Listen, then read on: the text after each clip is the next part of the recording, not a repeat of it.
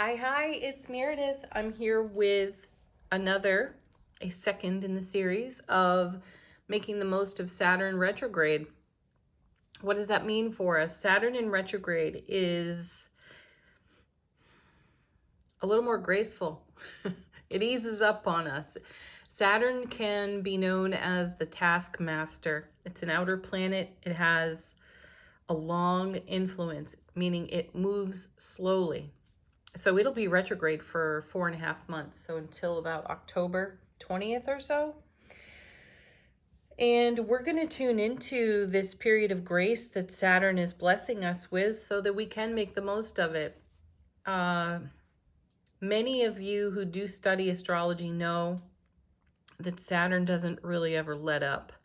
When there's something to know, to learn that is vital to our spiritual journey, you can bet that Saturn is sitting right on top of it until you get it, whatever it is. And it'll stay there patiently awaiting your arrival and awareness.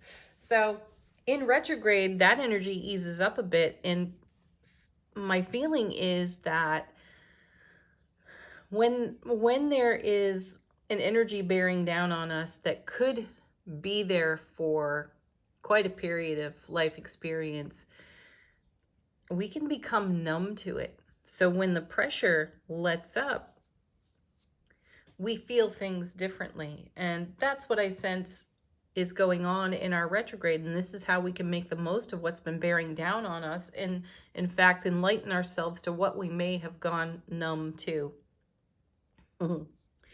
It's like smelling a smell for so long that you go nose blind to it, and then all of a sudden it's gone. And you notice something else.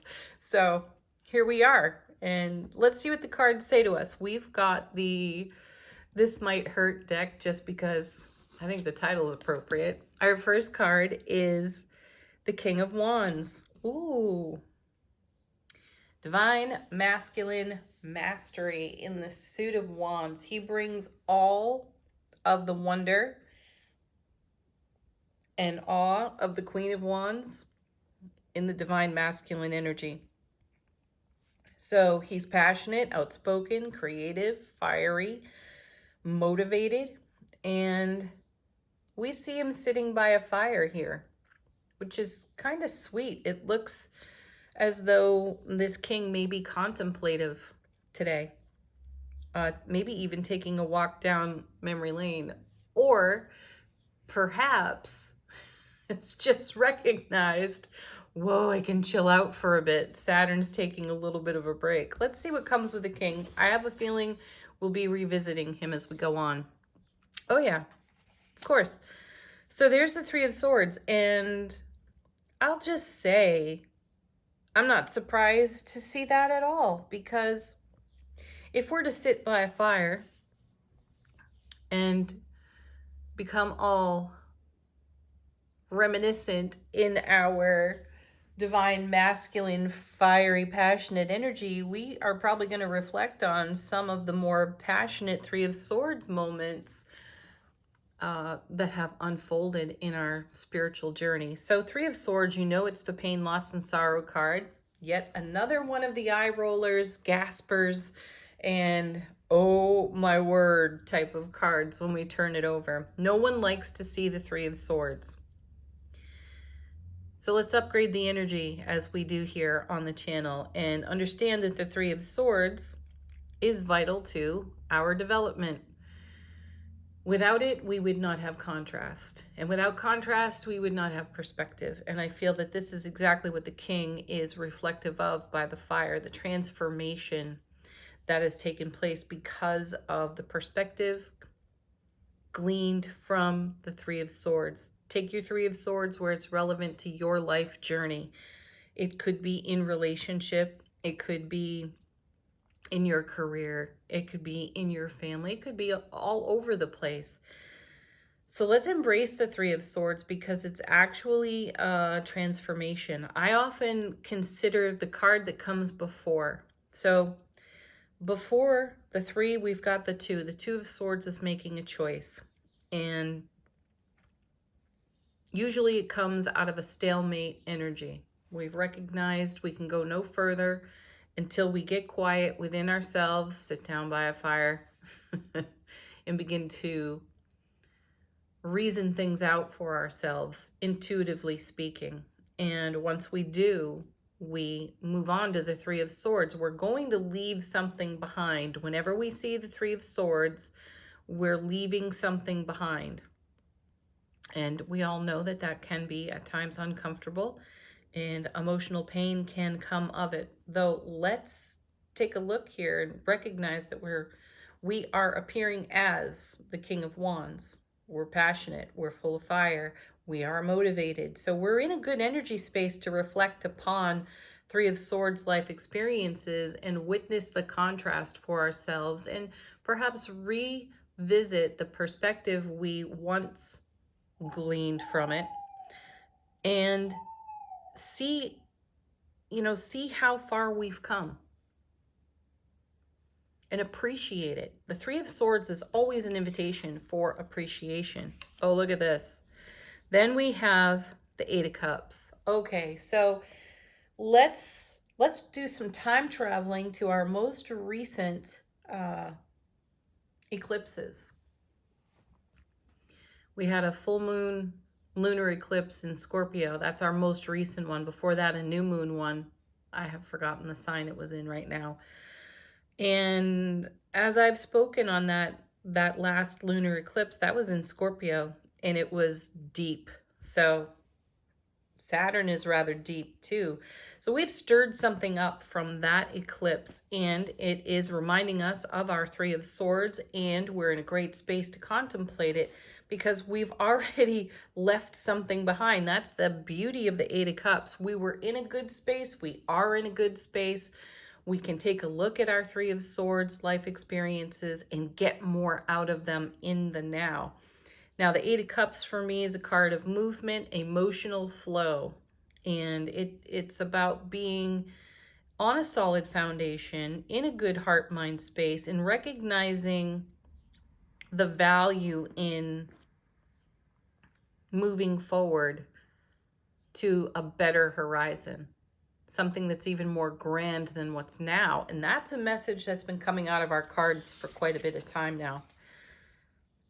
Quite a number of readings. And now we have the Page of Swords. Beautiful card to have because it's fresh perspective. Exactly what the king would do by that fire, through reminiscing, hindsight, appreciating his journey, and contemplating some of his best life lessons. This action can have us channeling new information, making new discoveries. And when we add our Ace of Swords in the hand of the Page of Swords to the 3, we get the 4 of Swords. And in the 4 of Swords, we have rest, relaxation for the spiritual warrior, which I see here yet again in the king. This is all indicative of great movement, great flow within our emotional well-being as we are in consideration for what has taken place in our world.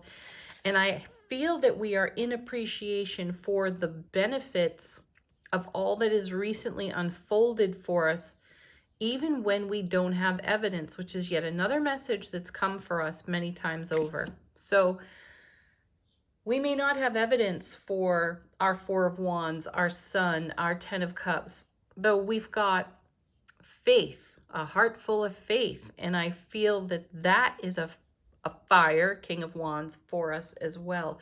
We know there's something better. We know that when we move on from 3 of Swords life situations, we walk away from things that do not serve us.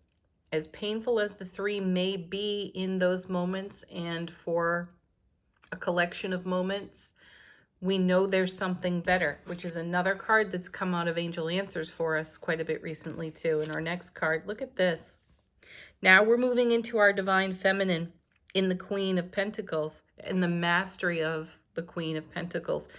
And I'm noticing that these two look very much alike.